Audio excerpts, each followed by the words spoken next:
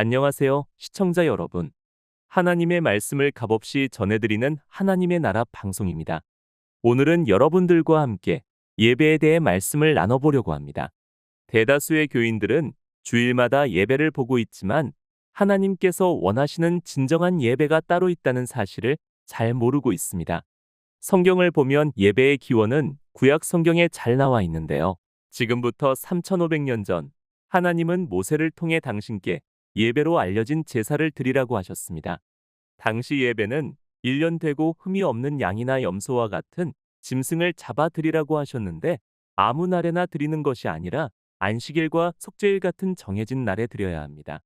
하나님께서 제사를 드리라고 하신 것은 두 가지 이유가 있는데요.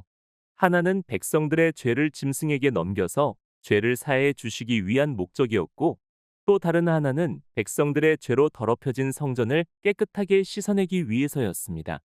그러나 이러한 제사는 예수님께서 이루실 일들에 대한 모형과 그림자였는데, 제사 때마다 하나님께 드려지던 흠없는 짐승들은 예수님을 표상한 것입니다. 죄 없는 짐승들이 백성들의 죄를 대신해서 희생이 되었던 것처럼 예수님도 많은 사람들의 죄를 대신해서 십자가에서 희생되신 것입니다. 따라서 모형적으로 드려지던 구약의 모든 제사는 십자가에서 드리실 예수님의 희생을 예언한 것이고, 예수님을 통해 영원한 제사가 단번에 이루어졌기 때문에 구약의 모든 제사는 모두 폐지되어 사라진 것입니다. 이에 따라 초대교회 성도들은 안식일과 속죄일 같은 죄 사함의 제사를 지키지 않았습니다. 다만 그들은 예수께서 잡히시던 밤 제자들과 함께 행하신 최후의 만찬처럼 그날이 되면 함께 모여 식사를 하면서 예수님의 희생을 기념했습니다. 그러나 수백 년의 시간이 지나 교회가 성장하면서 일반적인 저녁 식사가 예배 형식으로 바뀌게 되었습니다.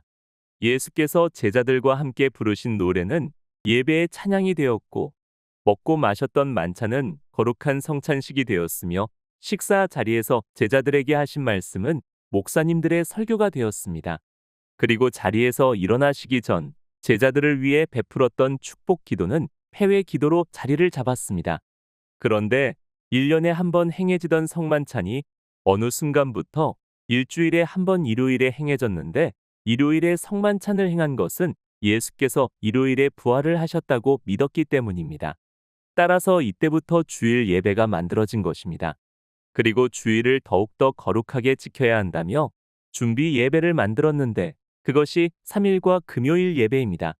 여러분, 그동안 여러분이 지키던 예배가 어떤 식으로 변형되어 왔는지 잘 보셨나요?